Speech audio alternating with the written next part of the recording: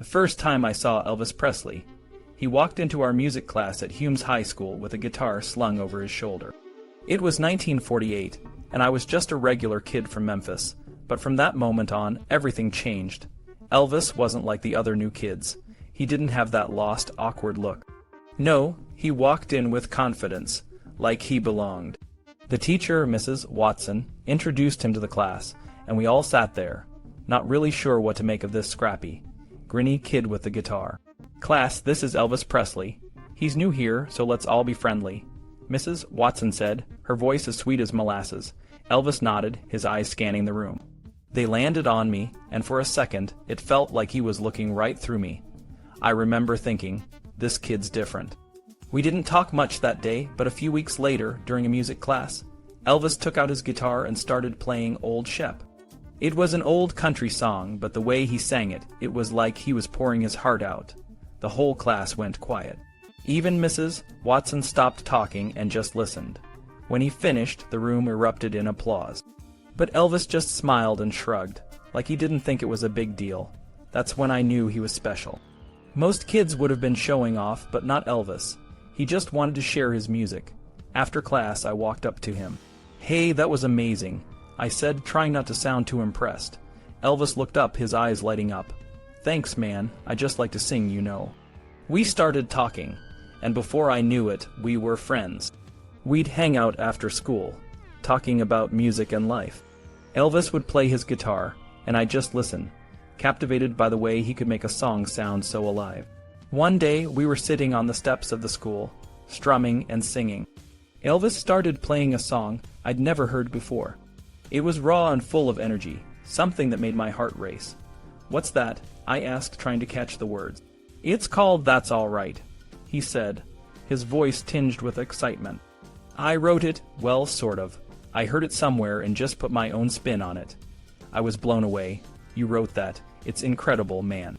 Elvis grinned, that confident smile lighting up his face again. "Thanks, George. Maybe one day I'll make a record of it." I laughed. "You will, Elvis. I'm sure of it." And that was the beginning. From that moment on, I knew Elvis was going to be something big. I just didn't know how big, but I was excited to find out. We were both just kids, but we had big dreams. And for Elvis, those dreams were about to come true in ways we could never have imagined. Elvis slowly flipped his little cigar around in his fingers. Then his eyes went up, and he squinted like he was looking at something beyond the ceiling. He turned to me, looked at me hard, and pointed an index finger right at me. "GK right," he said. He turned to the others at the table. "George is right." Those words were like music to my ears. I felt a wave of happiness and relief wash over me. Priscilla and the guys around the table started cheering. Charlie Hodge reached over to high-five me, and Felton jumped out of his seat with a whoop. "I can get you into American, Elvis. I can get you songs by Jerry Reed, Mac Davis, whatever you want. We can make it happen. I've got a line to Neil Diamond," I told Elvis. "I know for a fact he'd be honored to write something for you." Elvis nodded and bit hard on his cigar. "I don't give a damn where the material comes from," he said. "I just want some great goddamn songs." Everyone whooped again, almost everyone, that is. Tom Diskin and Freddie Bienstock had tight smiles, and I could tell they weren't happy with how things were going. I knew they'd report everything back to the Colonel as soon as they could, but I didn't care. I felt I had done right by Elvis. Elvis nudged me with his elbow and gave me a wink. That said everything I needed to hear. We all got up from the table and moved to the back den off the kitchen, still talking excitedly about what might happen when Elvis got his hands on some great songs. Marty Lacker, another Memphis Mafia member, was in the den and was equally excited by the news. He'd done some work for American studios and thought it would be a perfect spot for Elvis. Felton Jarvis came up to me with a huge smile on his face and gave me a bear hug. "George, I've been thinking exactly what you were saying, but I could never say it. I always felt I was between a rock and a hard place trying to please Elvis, the Colonel, and RCA.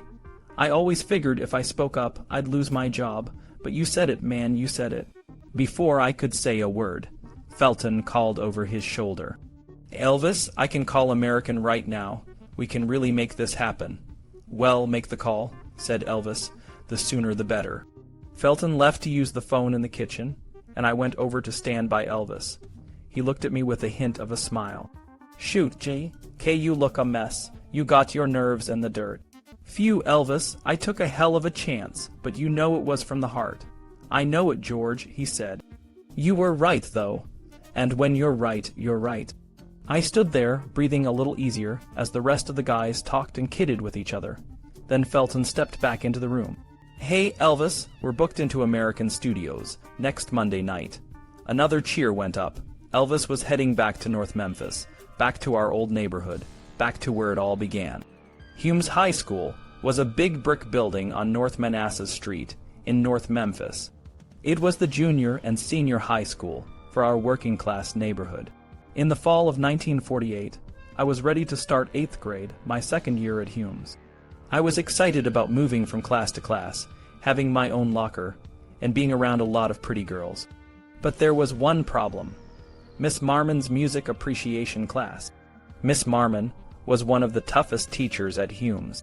She had a ruler she was known to use on inattentive students. I didn't want to get whacked, so I looked for a way out. If you were in the marching band, you didn't have to take her class, so I signed up for band tryouts and said I wanted to play the drums. But the tryouts involved a complicated written test and music test, and I didn't do well, so no band for me. Despite her reputation, Miss Marmon and I got along okay. We both thought a lot of the popular music of the day was dull. One day, she was complaining about how we only heard a few hit songs on the radio. I raised my hand and said, Dance, Ballerina, Dance, by Vaughn Monroe was getting played over and over, and it drove me nuts. Miss Marmon actually smiled and agreed. In November, a new kid named Elvis Presley joined our class. He didn't stand out much at first, but a few weeks later, Miss Marmon announced we'd sing Christmas carols the following week. Elvis raised his hand and asked if he could bring his guitar and sing. Some kids snickered, but Miss Marmon said yes. The next Monday, Elvis came to class with his guitar. When Miss Marmon called on him, he walked to the front and sang 2 songs, Old Shep and Cold Icy Fingers. The class was quiet for a moment. Then there was a bit of applause. The songs weren't Christmas carols, but Elvis could really sing and play. I was amazed. He wasn't afraid to get up in front of the class and perform. It was something I'd never seen before. I introduced myself to Elvis later, and we started talking a little. He told me he'd also tried out for the band, but didn't make it. We became 2 guys who were happy to see each other in the halls. Elvis and his family were new to Memphis and were trying to fit in. They lived in a rooming house on Poplar Street and later moved to the Lauderdale Courts projects. I lived right across the street from Humes with my mom and sister. When school was over at 3:15, Elvis would head his way and I'd go mine. My family had come from Russia and Poland to escape anti-Semitism. We settled in Memphis, and my dad had a produce business before he got very sick. After he passed away, my mom worked as a seamstress, and I took on a paper route and did odd jobs to help out. We weren't rich, but we had enough to get by. Elvis and I both had tough backgrounds, but we both had dreams. For me, it was a life in showbiz. For Elvis, it was music. That day in Miss Marmon's class, I saw something special in him. I knew he was going to be something big, and I was right. By the time I was in 7th grade, I had a routine I followed almost every day after school. I'd stop at a local snack shop for a cold drink or a piece of candy, then rush home to spend time with the one luxury item in my home, a big floor model console radio. As a kid, I never missed an episode of The Adventures of the Green Hornet, The Lone Ranger, or Superman. But now I listen to Bill Gordon, the afternoon disc jockey on Memphis's biggest station, WHBQ. Gordon played the hits of the day, the kind of stuff Miss Marmon didn't care for, but he was a funny and energetic personality, and he was the first guy I heard who would talk over records and make jokes about what he was playing. Sometimes I'd turn the dial from WHBQ at 560 up to W, Dia 1070. In 1949, WDIA became the first radio station in the South to hire black-on-air talent, starting with disc jockey Nat D. Williams. Williams, and later fellow D.J. like Rufus Thomas and a young B.B. King, played music for the city's black audience. It was on WDIA that I first heard songs by Big Joe Turner, The Clovers, Fats Domino, Ruth Brown, and Johnny Ace. This music was wild and a little dangerous, and I couldn't get enough of it, even if I didn't always understand the lyrics. My classmates and I would try to write down the words we caught, and bring them to school the next day to figure out what we'd heard. In some homes, kids caught listening to race music would have been in big trouble. But my mom never saw any point in getting upset about what I was listening to. She'd seen real troubles in Russia, and was happy to have what she had in the United States. As long as I wasn't getting into fights, wasn't being brought home by the police, and was doing well in school, she didn't mind where I set the radio dial. At Humes High, Elvis and I ended up having quite a few classes together, including a typing class that we both barely passed. I'd sometimes see him around town. When the Mid-South Fair came to the Memphis Fairgrounds in 1950, a few friends and I found a spot behind some carnival tents where we could climb a cyclone fence and save the 50-cent admission. One night, I was halfway up the fence when I felt something shake it. I looked to my left and saw Elvis, halfway up his section of the fence, just as happy to save his 50 cents. In high school, everyone is looking for a way to stand out. Some kids were athletes, cheerleaders, or involved in school politics. I took the political route. I became editor of the school paper, editor of the yearbook, and by senior year I was class president. I enjoyed getting along with all sorts of classmates, the athletes, the brains, and the ones who were a little different. By 10th and 11th grade, Elvis was bringing his guitar to school more often to sing at little class events. By senior year, Elvis was very clearly different. The most obvious thing about him was his style. Most of us wore jeans and plain collared shirts, but Elvis never wore jeans. He hated them as they reminded him of the work clothes his family had worn when they were poor. Instead, he wore black slacks with a pink stripe down the side, and a black sport coat with the collar turned up. His hair was combed back high, and he had those sideburns. His look was unique, it was just pure Elvis. Despite his distinctive style, he was low-key, and never seemed to be angling for attention. He got noticed in a quiet but unmistakable way, like a velvet hammer. Elvis wasn't as handsome in those years as he would become. He hadn't quite grown into his looks yet, so most girls at Humes weren't sure what to make of him. Some guys thought someone so different deserved a hard time. One day, Elvis was cornered in a bathroom by a group of tough guys who brandished scissors and said they were going to cut his hair. He tried to fight them off, but his pompadour was saved when Red West, one of the strongest and most fearless guys at Humes, walked in and threatened to cut their hair first. That was the end of that. The highlight of my time at Humes was giving a speech at graduation as class president. For Elvis, it was during our yearly senior-sponsored talent show when he sang Teresa Brewer's "Till I Waltz Again With You" in front of a packed auditorium. I noticed that some of the roughneck football guys who had given Elvis the hardest time applauded and whistled their support. I asked one of them, "You're clapping like crazy, I thought you didn't like Elvis." "Awa, Elvis is okay," the kid said.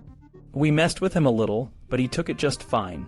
Besides, he's part of our class, and he's the best singer up there. I couldn't argue with that. As I listened to Die Amore, I became infatuated with the music. The smooth, vanilla-type pop records by Doris Day, the Ames Brothers, and Mitch Miller lost their appeal. DA signed off at sundown, so I turned to WHBQ's late-night show, Red, Hot, and Blue, hosted by Dewey Phillips. Dewey was a wild, one-of-a-kind madman who started as a salesman in the record department at Grant's department store. He'd use the store's PA system to hawk records with a speedy, wild patter that was part hillbilly, part jive cat, part auctioneer, and part lunatic. Customers flocked in just to hear him, and record sales shot up. WHBQ took a chance on Dewey, and he was a hit. By 1951, his show was on the air from 9 p.m. to midnight 6 nights a week. Dewey's show was where we turned to hear the fresher, more exciting sounds of doo-wop, jump blues, deep country, and especially rhythm and blues. He'd yell, "Look out now. I'm telling you good people, I got the nerves tonight. I'm as nervous as a frog on the freeway with his hopper busted." There'd be a shriek of feedback as he tried to cue up the next record, and he'd shout out a favorite catchphrase, "Oh, well, better call Sam," over the record's intro. He filled his show with crazy characters all voiced by him: Dizzy Dean, Scatterbrained Grandma, Man Hungry Lucy Me, and sometimes posed questions to his sidekick, a cow named Myrtle, who would respond with a somber moo. Even the commercials were fair game for Dewey's wild slogans. Listening to Dewey, I became more infatuated with radio than ever. I got a break in my senior year at Humes when I landed a job as an assistant to the announcers who did the local radio broadcasts of our high school football games. I worked as a spotter, pointing out the names and numbers of the players involved in each play on a big roster board. When one of those announcers got a job at WHBQ the following spring, he brought me along to work as an assistant during play-by-play recreations of Memphis Chicks baseball games. At the WHBQ studios, on the mezzanine level of the Kiska Hotel, I'd feed the ticker tape to the announcer, who would call the game using recordings of cheers and boos to create atmosphere. If a ball was well hit, the announcer had a wooden mallet to pound next to the mic. If the batter swung and missed, the announcer would slap his leather wallet with a ruler to create the sound of a fastball smacking into a catcher's mitt. It was odd work, but it was real radio work. After graduating from Humes, I enrolled in Memphis State College as a business major with a minor in speech and drama, and continued to work at WHBQ. I was still listening to Red, Hot and Blue at night, and working at the station taught me that Dewey Phillips was as wild a character in person as he sounded on the air. Dewey was hard on the station's studio gear, so the engineers set up a separate control room just for him. Station management wanted someone calmer and more responsible to help him get through his night shifts and stop him from breaking anything. They thought Dewey needed a babysitter, right-hand man, and all-around gopher. He got me. Dewey and I hit it off right away. He was wild but a great, generous spirit, and he was happy to have someone around who was just as excited about the music he played. It was sometimes a challenge to keep his show running smoothly, but I got it done, doing everything from helping to run the tape machines to fetching the coffee. Pretty soon, I was spending a lot of time with Dewey outside the studio, and I knew I was in with him when he started calling me Mother Short for a less polite slang term that was becoming popular. On his radio show, Dewey ignored the issue of race. He never said he was playing black music or white music. It was just good music for good people. He lived by that principle, too. Dewey didn't think twice about taking me to Martin Stadium to watch the Memphis Red Sox, our city's Negro League baseball team, and he loved watching the All-Star exhibition games after the regular season. I don't know what I was supposed to feel about crossing the color line, but I went home thrilled to have seen great players like Roy Campanella and Don Newcomb. One weekend night, Dewey and I were the only white faces in the crowd at the Hippodrome on Beale Street, there to see a big package tour of colored music acts. The venue was a skating rink that held several hundred, and the moment Dewey walked in, he was treated like royalty. I could see how many black listeners tuned into Red, Hot and Blue, and how much they appreciated what Dewey was doing. The lineup was incredible. Roy Hamilton, Laverne Baker, the Drifters, and the Clovers all in one show. It was a great night until a little after the last act finished, when a horrendous fight broke out. People around me were throwing bottles and chairs and jumping on tables. I did the only thing I could think to do. I scooted away, stayed low, and squeezed myself behind the jukebox. I stayed there even after I could hear the cops clearing people out. I stayed hidden until I finally heard Dewey's voice calling out, "GK, where you at?" "I'm over here behind the damn jukebox," I called back. "Is it safe to come out?" Dewey answered with a cackle of laughter. Yeah, it's safe. Get on out of there, you little mother." In those days, if an act wanted to play for both white and black fans, they had to book 2 shows. But Dewey had a hand in bringing together one of the first mixed audiences in Memphis. He raved about the quality of the music at the Sunday night services at Memphis's East Trigg Baptist Church, an all-black congregation. With the consent of Reverend W. Herbert Brewster, a crowd of young whites began showing up on Sunday nights. Those services were broadcast over WHBQ, and I jumped at the chance to join Dewey's former assistant Bob Lewis as part of the 2-man crew that handled the live radio remote setup at the church. The scene was incredible. It was the only place in town where you saw discrimination in reverse whites had to sit in the back. Reverend Brewster was a passionate speaker, but what really took hold of you was the music. The Orthodox synagogue I'd attended with my family didn't even have an organ, and I'd never seen a church band like the one at East Trigg. It was a full lineup with guitars and drums, playing spiritual songs that weaved in and out of the Reverend's sermon. And church or not, that East Trigg band played harder and stronger than any band I'd ever heard. I didn't always recognize many of the white faces in the back pews, but one stood out, my Humes classmate Elvis Presley. After my freshman year at Memphis State, I decided to take my radio career to the next level. I knew I had to get a real job on the air, so I put together some air checks, which are basically voice recordings that show off your skills. I sent these out to every small radio station I could think of, and Cos in Osceola, Arkansas, gave me a chance. In the summer of 1954, I packed my bags and drove 50 miles up the Mississippi River to start my own show, The George Klein Show. Osceola was a small town, but it had a big reputation for cool music. Musicians on their way to or from Chicago would often stop by, making it a lively place for a young disc jockey. I worked long shifts, playing a mix of country and R&B records. I loved choosing the music and felt like I was getting better at my job every day. But when the weekends came, I missed Memphis. Every Saturday, after my show ended, I'd walk a few blocks to Highway 61, stick out my thumb, and hitch a ride back to Memphis. My mom was still living in North Memphis, and I'd stay with her. But first, I'd always stop by the Kiska Hotel to see Dewey, my mentor, and listen to his Saturday night show, Red, Hot, and Blue.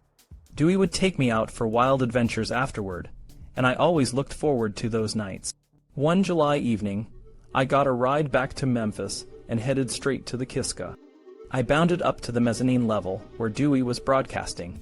He saw me and motioned me over with a grin. "Come here, mother," he said, using his nickname for me. "What's up, Dewey? I got something you need to hear, come on." Dewey led me down the hall to another control room. He was holding a record very carefully, covering the label so I couldn't see who it was. He put it on the turntable and started the song. It was That's All Right, Mama by Arthur Big Boy Crudup, but this version was different. It had a unique blend of country, pop, and blues, and the vocals were powerful and captivating. "Who's that singing?" Dewey asked, grinning wider. I couldn't place the voice. "Shit, Dewey, I don't know who it is." "You ought to know," he said, his grin taking over his face. "What do you mean I ought to know?" Dewey shrugged. "Well, you went to school with him." My mind raced. There was only one person from Humes High who could sing like that. "Damn, Dewey, you mean that's Elvis?" Dewey nodded. "Sam Phillips brought it over 2 nights ago. I played it and the phones lit up. I played it 7 times that night. People are still calling for it." I was amazed. Playing a record 7 times in one night was unheard of. "Man, that's pretty good," I said. "Pretty good, all right," Dewey laughed. "Here, take this back to Arkansas and give him a taste." I took the record, looking at Elvis's name on the label. My schoolmate had a record out. It felt surreal. "Hey, Dewey," I said. "Yeah, mother. Play it again." The next fall, I got a chance to work at a big event in Memphis. I was hired to MC the grand opening of the Lamar Airways Shopping Center, which was the first big strip mall in the area. The event was held in the parking lot, and I was broadcasting from inside a 30-foot-tall wooden Indian. It was a strange setup, but I was excited. One of the highlights of the event was a performance by Elvis Presley, Scotty Moore, and Bill Black. I went down to greet Scotty and Bill, and then I saw Elvis. We shook hands and caught up. It felt great to see him again. When it was time, I climbed up on the flatbed truck, where they were performing, and introduced Elvis. "Ladies and gentlemen, here's the moment you've been waiting for. By popular demand, the hottest new talent on the Billboard charts, the pride of Humes High School, the one they call the Hillbilly Cat, Memphis's own Elvis Presley, with Scotty and Bill." Elvis and the guys played That's All Right, Mama, and other songs. The energy was incredible, even though Elvis had limited space to move. I was sure he was going to make a living doing what he loved. After that, I got a chance to work at WHBQ, a pioneering station that featured black talent. I did the news during Rufus Thomas's show, but it didn't last long. The station decided I wasn't the right fit, but they encouraged me to keep trying. Next, I worked at Quem, handling religious broadcasting on Sundays. It was a different experience, but I also got to host a country music show on Saturdays. One afternoon, a tall, dark-haired man with a guitar showed up. It was Johnny Cash, and he was paying for airtime to promote his employer's products. He and his band, the Tennessee Two, played some of their earliest songs. It was another moment I'd never forget. I eventually got a spot on Quem's rhythm and blues program, the Jack the Bellboy Morning Show. I wanted to stand out, so I started using hipster slang and making up rhymes. It worked, and I became known as DJ WHBQ. I was getting a lot of mail from listeners, and my show was a hit.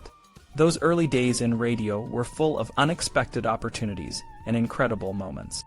I was just getting started, but I knew I was on the right path. One morning, the phone rang, and it was Bill Grumbles, the manager at WMC, the NBC station across from the Kiska Hotel. "George, did you know you're number 2 in the morning ratings?" he asked. I was surprised but flattered. Grumbles was calling to offer me a better deal, double my salary, to host the afternoon show on WMC. He even had a name for it, George Klein's Rock and Roll Ballroom. I loved the sound of it. By the fall of 1955, rock and roll was everywhere. Artists like Chuck Berry, Little Richard, and Fats Domino were making waves, and Bill Haley's Rock Around the Clock was a huge hit after it appeared in the movie Blackboard Jungle, but not everyone was a fan. Teachers, preachers, and city officials were worried about the music's primitive rhythms and sexual content. They thought it would lead to trouble, especially because it brought together people of different races. Elvis was becoming a big deal, but he was still seen as a country singer by many. I remember talking to him one night at WHBQ. "Elvis, you're up there with the top country stars," I said. He laughed and said, "No, George, I'm shooting for Bill Haley." Little did we know, Elvis would soon be at the top of the charts, and no one would mistake him for a country singer anymore. When I started at WMC, I wanted to make a splash. I played Little Richard's Tutti Frutti to kick things off. The mail started pouring in, just like it did at QEM. The station even gave me a space in the Goodwin Institute building where kids could come and watch me broadcast. It was like a live show, and I loved it. I'd play Elvis's Son record singles, and sometimes he'd drop by to hang out in the booth. He called me the rhyming fool on the stool, and liked when I introduced his songs with "Here's the King to Sing." I might have been the first to call him the King, but I never thought much about it. Playing mostly black rock and roll for white kids could have been a problem, but Memphis was special. There was a mix of people at the record shops, and they got along. I never got angry letters from preachers or parents. I was living in the South, but music brought people together. One night, Elvis, Dewey, and I went to the Variety Club. Elvis had been fired from his job as an usher at the Lowe's State Theater, but when he saw his old boss, Mr. Groom, at the club, he was polite and friendly. They even joked about how Elvis might have been an assistant manager if he hadn't been fired. Around Christmas, Elvis, Dewey, and I were at the Variety Club again. Elvis played us a new song on the piano, Heartbreak Hotel. It was different from his other songs, spooky and emotional. Dewey and I knew it was a hit. Elvis told us it was his first RCA release and that he thought it was a good way to start. He was right. Heartbreak Hotel became his first #1 hit. Dewey had a great ear for music and would visit record distributors to find new hits before anyone else. I did the same and found Elvis's second album at the RCA distributor warehouse. I played it at the station and called Elvis to tell him how amazing it was. He was surprised I had it so early, but happy to hear I liked it. Elvis was on his way to becoming a superstar, and I was right there with him, playing his music and sharing the excitement with Memphis. Rock and roll was changing everything, and I was part of it. One afternoon in early December 1956, Elvis stopped by the WMC radio station and offered me a ride home in his brand new Cadillac Eldorado. I was excited, and on the way I told him about Dia's annual Goodwill Review at the Ellis Auditorium. The show was a big deal, with top black artists like Ray Charles, B.B. King, and Phineas Newborn performing to raise money for needy families. Elvis got really excited and suggested we go together. When we got to the auditorium, we went backstage and ran into Rufus Thomas, who was hosting the show. He was happy to see Elvis and asked if he'd sing. Elvis was worried about stealing the spotlight, but Rufus convinced him to at least take a bow. When Elvis was introduced, the crowd went wild. The girls went crazy, just like they did at his other shows. It was clear that Elvis didn't see color lines. He was just there to enjoy the music and the show. After the Goodwill Review, things were going great for Elvis. He was a superstar with hit songs and movies. I was still doing well too, hosting my rock and roll show on WMC. One day, I played a record by a new piano player named Jerry Lee Lewis. I wasn't sure it would be a hit, but it was a cool sound. It turned out I was the first DJ to play Jerry Lee on the air. But then, out of the blue, I got fired. The new station manager thought rock and roll was just a fad, and decided to drop all rock and roll programming. I was crushed. I had no idea what I was going to do next. I went to see Dewey Phillips, my friend at WHBQ, to vent. Dewey was having his own issues with the station, but talking to him lifted my spirits a bit. Just as I was leaving, Elvis showed up. He was back in town from making his movie, Loving You. When I told him I got fired, he looked really upset. After a moment, he said, "You ain't fired anymore, GK. You're working for me." I was stunned. "What do you mean, Elvis?" "You're my traveling companion. We're going on tour, then to Hollywood, and then to Hawaii. You'll just be with me." I was blown away. An hour ago, I was worried about my future. Now, I was being offered a once-in-a-lifetime adventure. I didn't need to think twice. "Wow, Elvis, what do I do to sign on?" "You're on, man, you're on." That night, Elvis and I went to the Variety Club downtown for some soft drinks and music. When it closed, he invited me back to his house on Audubon Drive. His parents were happy to see me, and I could tell they felt comfortable with me being around Elvis. We sat on the patio by the pool, and Elvis showed me his BB gun trick, shooting at glass cubes in the water. It was a pretty sight, even if it made a mess. Later, we went inside to listen to records. I was tired, and Elvis said, "Just stay here with me, sleep in my bed. You take that side, I'll take the other." I was surprised but grateful. I got into bed, and just as I was about to drift off, I heard a strange tapping sound. It was coming from the wall, near Elvis's side of the bed. I asked him about it, and he explained that girls from all over came to sit outside his bedroom wall every night. They whispered and tapped, hoping to get his attention. Elvis was used to it, but it was a bit distracting for me. Eventually, I fell asleep. Later, I woke up to see a figure in the room. It was Elvis walking in his sleep. He mumbled and shuffled around a bit, before settling back into bed. It was a weird night, but I was excited for the new adventure ahead. That night, Mrs. Presley pulled me aside and whispered that Elvis sometimes walked in his sleep. She gave me tips on how to gently guide him back to bed.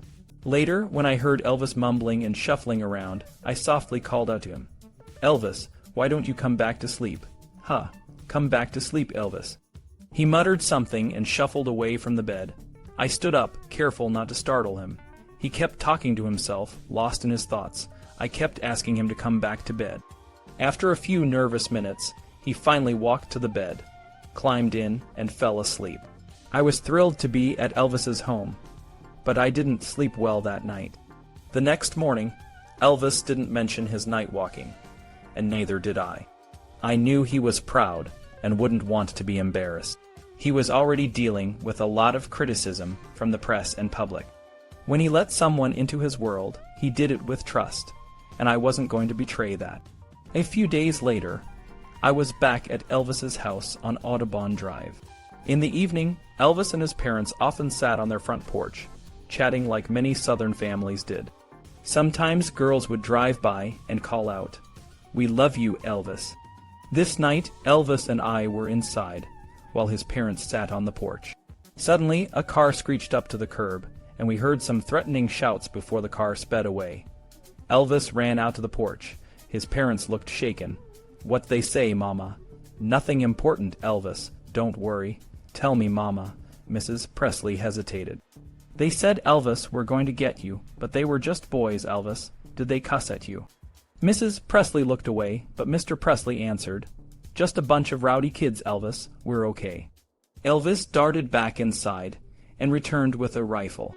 He sat down, the rifle across his lap, and glared down the road.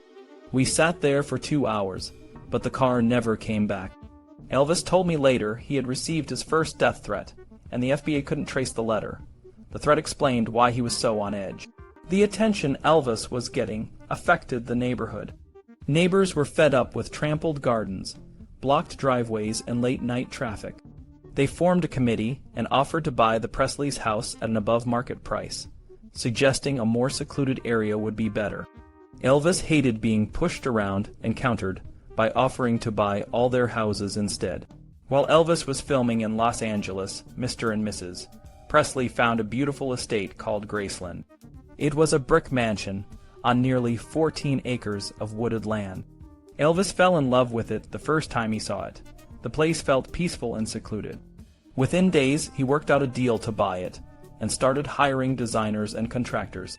Before our tour, Elvis and I decided to drag Main Street one last time. Dragging Main meant cruising down the popular strip, looking for girls and trying to start a party. We got dressed up and headed out. By the time we reached the end of Main, we had a few carloads of girls following us. Elvis asked me to invite them to a party at his house, but to not bring any guys. I ran back to spread the word. The girls were excited, but as I headed back to the car, I saw Elvis backed up against it, surrounded by a group of angry men. I squeezed through the crowd. "What's the problem?" One of the men said, "I'm going to see how tough this movie star is. He's been messing around with my wife." I tried to reason with him. "Elvis just got back from Hollywood. He's been out of town for 3 months. He couldn't have been with your wife." The man didn't back down. "Yes, he has. Now I'm going to whoop his ass." I realized we were in front of the USO Club, where sailors and Marines from the nearby base hung out. We were surrounded by angry Marines. Elvis pulled out a gun and pointed it at the man. "Okay, you badass son of a bitch. Let's see what you can do now." The man's face went pale. He slowly raised his hands. "Don't shoot, Mr. Presley. We were just having fun. We didn't mean anything by it." Elvis wasn't buying it. "Screw you." He lowered the gun but kept it pointed at the man. "GK, get in the car." I hopped in and Elvis drove off. He handed me the gun. It was light and turned out to be a prop gun from his movie. "Aw, man, Elvis, you scared the hell out of those guys with a prop gun. It got the job done," he laughed. We lost track of the girls, but a couple of carloads showed up at Elvis's house later. The party was fun and innocent. No liquor, no drugs, just Pepsis and maybe some cigarettes. Elvis played the piano and sang old favorite. We flirted and kissed, but it was all in good fun. The girls were thrilled, and I got a few phone numbers. Around 4 in the morning, there was a knock at the door. It was a reporter and a photographer. The Marine had filed a warrant, claiming Elvis tried to kill him. Elvis agreed to tell his side of the story, and even posed for a photo with the prop gun. The next day, the story hit the papers and the national wire. 2 days before our tour, we were in a judge's chambers. The Marine had a team of lawyers, but Elvis just had me. The judge listened to both sides and then looked at the Marine. "Son, how long you been in the Marines?" 2 years, sir." "And don't they teach you what a real gun looks like?" "Yes, sir." "Well, they didn't do a very good job." Case dismissed. Elvis and I left the chambers, ready to move on to the next adventure. Elvis and I made it out of the courthouse, still reeling from what had just happened. The Marine, who had been ready to pummel Elvis moments earlier, now wanted tickets to see him perform. Elvis, ever the gracious star, didn't miss a beat. "Sure, just come to the security gate at the St. Louis show and ask for George Klein. He'll take care of you." I couldn't help but be amazed at how quickly things could change. By the time we started our tour, I was officially part of Elvis's crew. It was a wild ride, and I was ready for anything. We hit the road, and the first stop was Chicago. Gene Smith, Arthur Hooten, and I traveled with Elvis, while the band and the Jordanaires had their own journey. I was entrusted with carrying Elvis's new gold leaf suit, which was a bit nerve-wracking. But every time I saw the flash of gold, I was reminded of why I was there. In Chicago, the colonel arranged for us to be driven to the International Amphitheater by 2 Chicago Police Department detectives. At one intersection, a drunk guy got angry at the car for blocking the pedestrian walkway and slapped the hood. One of the detectives jumped out with his gun drawn, and it was intense. The guy apologized and stumbled away, and the cop got back in the car like nothing happened. It was a wild start to the night. When Elvis walked onto the stage in that gold suit, the place exploded. The flashbulbs from the crowd lit up the room, and it felt like the building was shaking. I watched from the wings, and I was blown away. Elvis was a force of nature, wild and free, but always in control. The band played like they owned the place, and the energy was through the roof. I later found out that they used Elvis's movements to stay in sync. His butt was their conductor. The gold suit didn't hold up well, and bits of gold flaked off during the performance. The Colonel wasn't happy, and told Elvis to take it easy on the pants. But Elvis was Elvis, and he couldn't help but move. After a couple of shows, he switched to a gold jacket with black slacks. After the show, we were running to catch a train to St. Louis when we were chased by a group of guys. We were on edge, but then we heard familiar voices. It was old classmates from Humes High, and they had a story to tell. One of them, Ed Leek, had an acetate of My Happiness, the first song Elvis recorded. Elvis told him to keep it safe, and that's exactly what he did. In St. Louis, we stayed in a hotel suite. Gene and I were in the elevator when a reporter and a photographer tried to get information about Elvis's room.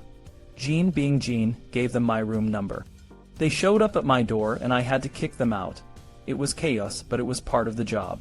Being on the road with Elvis was a mix of excitement, danger, and incredible moments. I saw him at his best and worst, but mostly I saw a man who loved what he did. The fans, the music, the energy, it was all part of the magic, and I was lucky enough to be a part of it.